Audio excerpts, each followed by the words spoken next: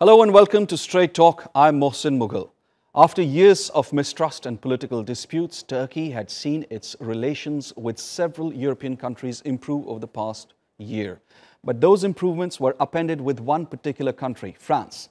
It recently declared April 24th as a national day of remembrance for what they call the Armenian Genocide. Turkey has long rejected that categorization, arguing that the deaths stemmed from the chaos caused by the First World War and the Ottoman Empire's ensuing collapse. Battered at home by protests now nearing their fourth month, French President Emmanuel Macron fulfilled one of his campaign promises that has already earned the condemnation of Ankara. Turkish presidential spokesman Ibrahim Kalin has blasted France's move, saying, and I quote, "We condemn and reject attempts by Mr. Macron, who's facing political problems in his own country, to save the day by turning historic events into political material."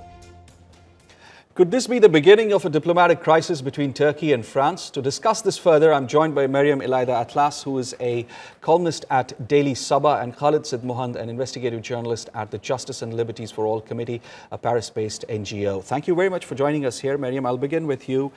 Is Macron manipulating events of the past to secure his present?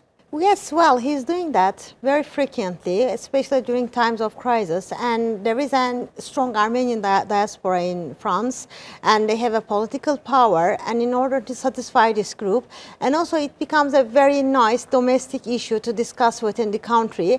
Well, there is some sort of political crisis. They are always just playing this cheap thing with history. However, when it comes to French, it's own black chapters in history. They never face with their own history, but always calling Turkey to face history with the discussion of genocide. Okay, we'll have a look at the history as well. But Khalid, give us an insight of what's happening inside France. Is Macron's position so weak that he has to resort to statements like these to sort of resuscitate himself or his position? Well, definitely he faces one of the strongest social movements of the last decades. He's paying actually basically the price for a long and harsh austerity policy, which began probably when he was a kid. France hasn't dismantled its welfare states like Britain did, like England did a long time ago, but it is definitely in process, and what we are attending right now is just a very strong reaction to this policy. All right, I'll ask you this question, Meryem. Macron did say that he had informed President Erdogan about this decision beforehand, and he said that he wants to keep the dialogue open. Is there any room on dialogue on this subject in particular? Actually, the Turkish government is always open to discuss this on the historical ground. And when it comes to France, its own actions in the past, we should remember that former President Mitterrand once told that we have to leave the history to historians. Parliaments and politicians are not the actors to write history and talk about it. So this is a call from also presidential spokesperson Ibrahim Kalin to that leave this, make a group of historians. They've already taken a position. Now, is there any and this is a political position. Yeah, that's is why there I'm any saying. further room for dialogue on this, so that Turkey can put forward their case and can have a discussion on this particular question with France? Is there any more room for dialogue? Well, this is not an action that's calling for a dialogue. I don't think so, that there is nothing to communicate with it in this issue, because it's already decided and already said, and it's already a crime in France to criticize or deny that 24 April is not a genocide, it's the Armenian genocide. So they have a already position. So within that country, there is no room for yes, disagreeing. There is already a law for it. There is already a decision done, and nothing being asked to Turkey in order to discuss in a dialogue. And this is also a very political issue. When once words and some phrases, gains a political character, they have two, three, four meanings. So genocide as a term is already a kind of term. It's not one meaning. It has 2 or 3 meanings, and you can use it as a political tool whenever you want to attack on an issue. Okay, political tool. Khalid, this was one of his campaign promises as well. We don't see many of party manifestos having promises or placing promises like these. What is at play? Was it the voter pressure? Was it any sort of lobbying at play to get Macron to take a position like this? I don't think so. I don't think so. I think Macron doesn't really care actually about the memorial issues. Let me give you an example. Over the last, a couple of weeks before he was elected president, he went to Algiers, where he declared that colonization was a crime.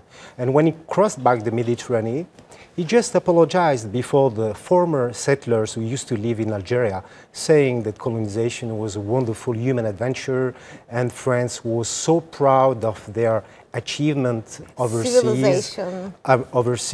So Macron actually is a man well educated. He went to the most prestigious schools in France. He has all the characteristics of the sophisticated bourgeoisie, but his first major experience was in economy. It was in the Rothschild Bank.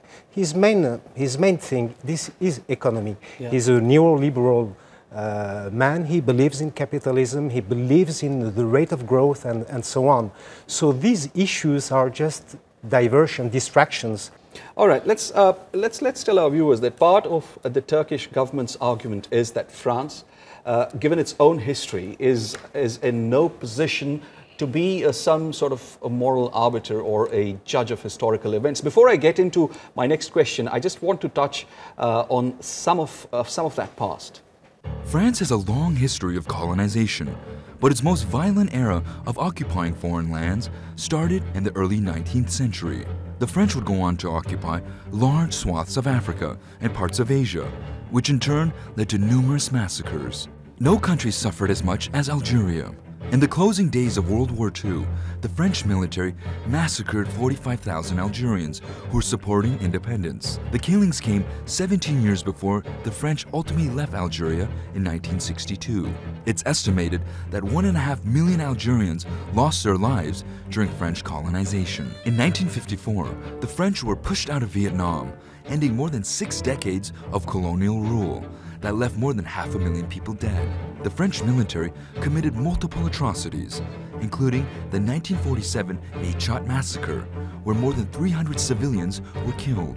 And in 1994, the Rwanda Commission of Investigation on Genocide concluded that France had a role in the deaths of 800,000 Rwandans. France, which at the time supported the Hutu-led government, was reported to have provided intelligence and training to perpetrators who committed massacres across the country. So that was a bit of a history lesson over there, but it's an important part of the discussion as well. I'll ask you this, Khalid. Do you think that France has actually solved its problems of the past? Definitely not. France is still, not France actually, but the post-colonial immigration is still struggling actually to find its place and to face daily discriminations and racism in the country. And their problem is directly linked to this colonial past and colonial history. Let me tell you something. The worst damage inflicted upon the Algerian people during the time of colonization is less about the destructions and massacres.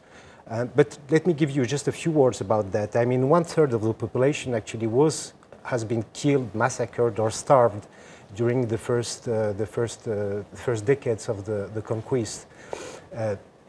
So no need to talk about the genocide like we heard it, even if the option was on the table at the time, because the conquest of Algeria took place at the same times of the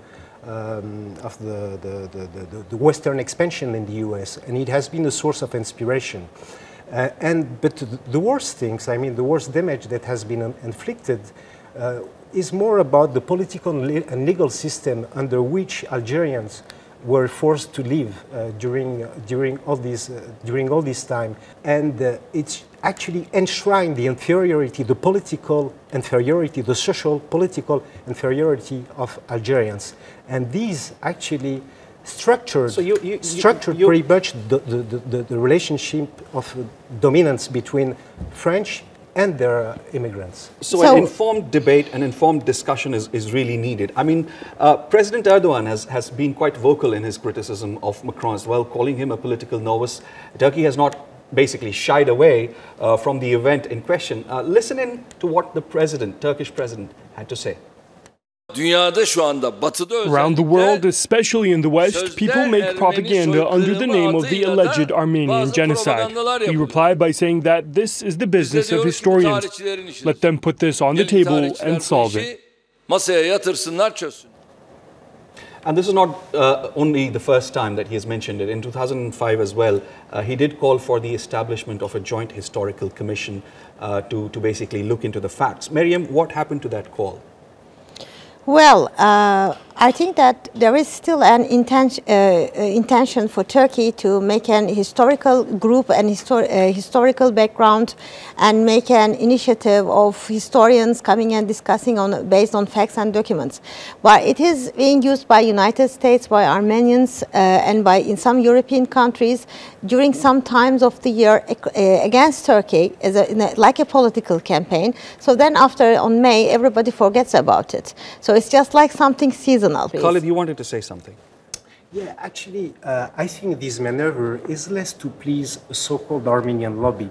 There's a few 100,000 Armenians in France. Most of them are pretty much assimilated and don't spend, most of their time talking about the past and genocide or not genocide.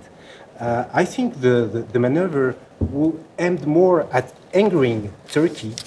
And it's just like we say in English, a stone hitting. Using a stone to hit two birds. The first is to anger Turkey. Turkey, there's a kind of Turkophobia in France. Which goes back probably at the time of the Ottoman Empire and so on. But it is also a way to focus on the issue of Christian religious minorities, and to focus on Christian religious minorities, just like we keep hearing from time to time, is also to come back to the main subject of most of the politicians, which is Islam, Muslims, and the Muslim danger to the values of the Republic. Some very interesting points that you both have raised. Meryem, Khalid, thank you very much for being on Straight Talk.